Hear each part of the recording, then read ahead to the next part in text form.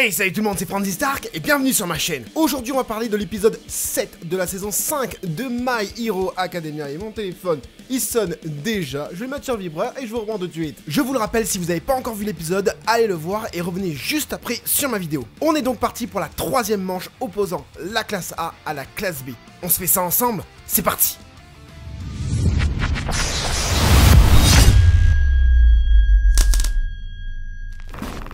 Le combat précédent opposant Momo et Kendo est donc terminé.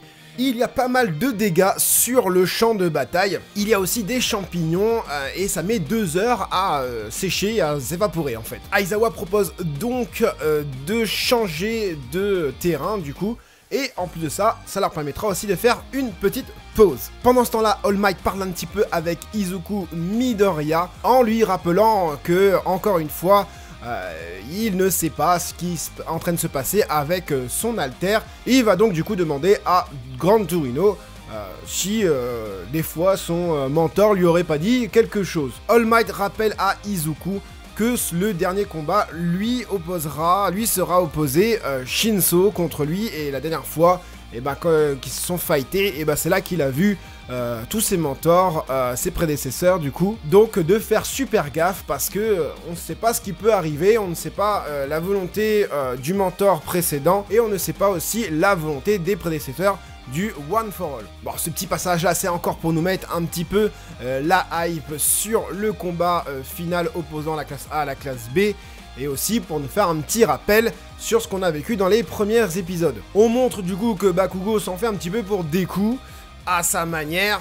Bon, voilà, en gros, on nous ressasse un petit peu que, voilà, Bakugo, lui, est dans le game. Il connaît du coup les tenants, mais est-ce qu'il connaît les aboutissants? Je crois que personne pour l'instant ne connaît les aboutissants. Ils se posent tous des questions. Donc voilà, le troisième fight commence et les opposants sont l'équipe de Shoto et l'équipe de Tetsu. L'équipe de Tetsu part un petit peu avec un handicap puisqu'ils n'ont pas d'éclaireur, et du coup Tetsu décide de tout détruire pour faire venir les gars et faire un fight direct, voilà, à l'ancienne quoi. Bon, forcément Shoto et tout ça, ils élaborent une stratégie, ils évaluent la situation pour qu'après foncer sur eux, et puis voilà, Shoto envoie sa glace dans tous les sens. Et malheureusement, il y a Onenuki, voilà, je sais pas, Onenuki qui ramollit toute la glace et piège toute l'équipe de la classe A. J'ai bien aimé la petite musique quand Shoto il envoie sa glace. Les gars en plus ils disent que voilà, Shoto lui il fait pas dans la demi-mesure, tu vois, il fait les choses en grand, tu vois, lui quand il envoie la glace il envoie sur tout le terrain, voilà, au moins ça piège tout le monde, sauf qu'ils se sont pris à leur propre jeu. Sans le vouloir en fait. Donc la glace ramollie piège tout le monde, ils ne s'attendent pas à avoir, voilà, les tuyaux sont ramollis, donc du coup ils se font piéger, je veux dire, ensuite chaque personne de l'équipe B prend un gars à part, Puni, alors elle, on dirait une anglaise parce que déjà elle parle avec un espèce d'accent anglais. Au début je croyais que c'était de l'anglais, alors peut-être que c'est de l'anglais, des fois c'est de l'anglais, des fois c'est du japonais, je sais pas. Mais en tout cas, elle, du coup, elle récupère, comment il s'appelle encore, Soji, le gars avec tous les membres un peu dispatchés sur son corps, pour l'emmener forcément avec ses cornes, du coup, ouais, voilà, avec ses cornes pour le mettre en prison, voilà. Ensuite, Tetsu s'attaque à Shoto. Et le dernier, je sais plus comment il s'appelle, le gars, Kaebara, un truc comme ça, voilà. Et il s'attaque du coup à qui? Il s'attaque au dernier, Ojiro, voilà. Donc ils veulent régler ça du coup en corps à corps. Et là, du coup, on a un flashback de Tenya qui lui aussi s'était fait piéger, je l'ai pas dit. Mais qui se souvient qu'en fait,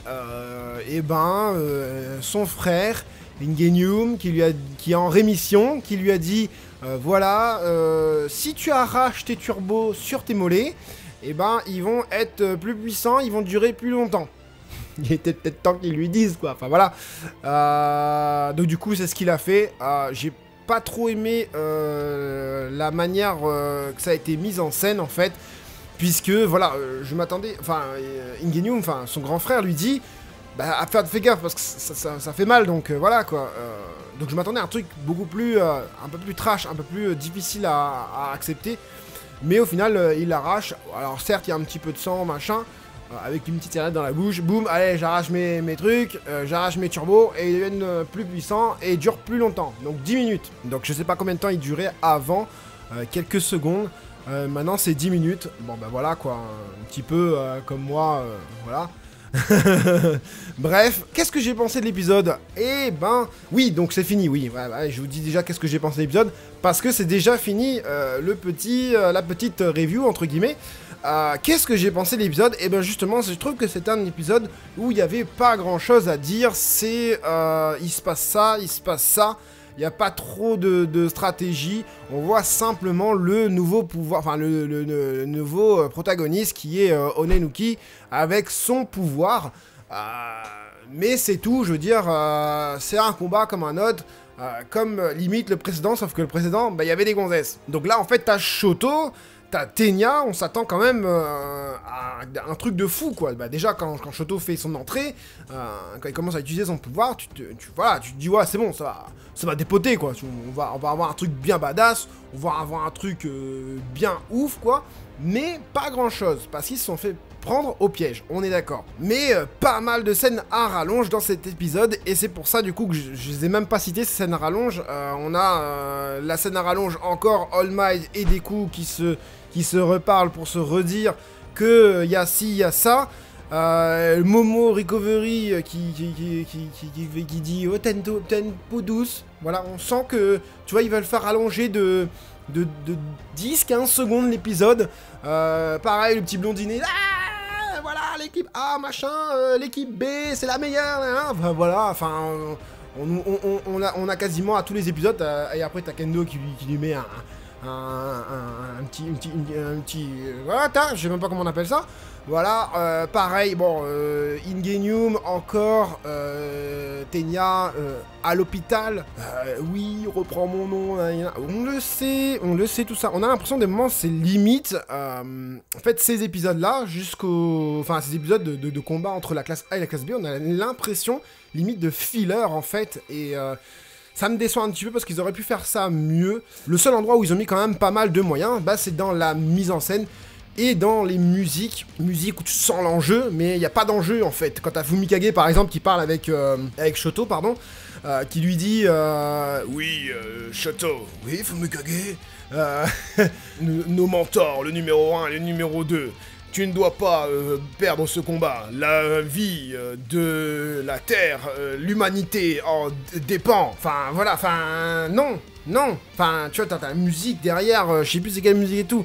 Mais tu dis, oui, Fumikage vient, il lui dit, voilà, fais gaffe, Shoto, ton mentor c'est le numéro 1, le mentor c'est le numéro 2, déconne pas, vas-y, moi j'ai merdé, ok. Tu vois, voilà, comme ça, ok, tu vois, mais pas en mode...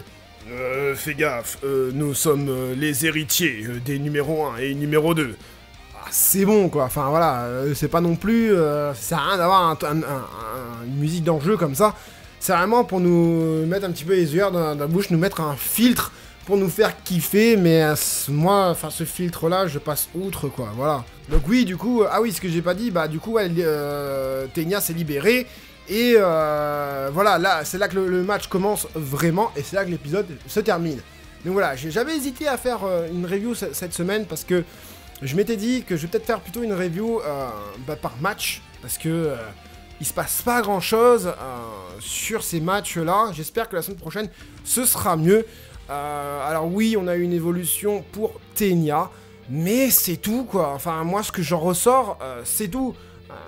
Genre, j'ai pas plus d'informations à part que Tenya a eu un power-up, mais le reste, bah, y a rien. C'est dommage parce que c'est My Hero Academia et je kiffe My Hero Academia, et quand tu prends un épisode seul, alors je sais qu'une saison ça fait un tout, voilà, là on a les épisodes qui sont une fois par semaine diffusés, c'est un peu comme un chapitre de manga. Si tu regardes juste un chapitre, peut-être que dans le chapitre d'après, ça explique pourquoi le chapitre d'avant était nul.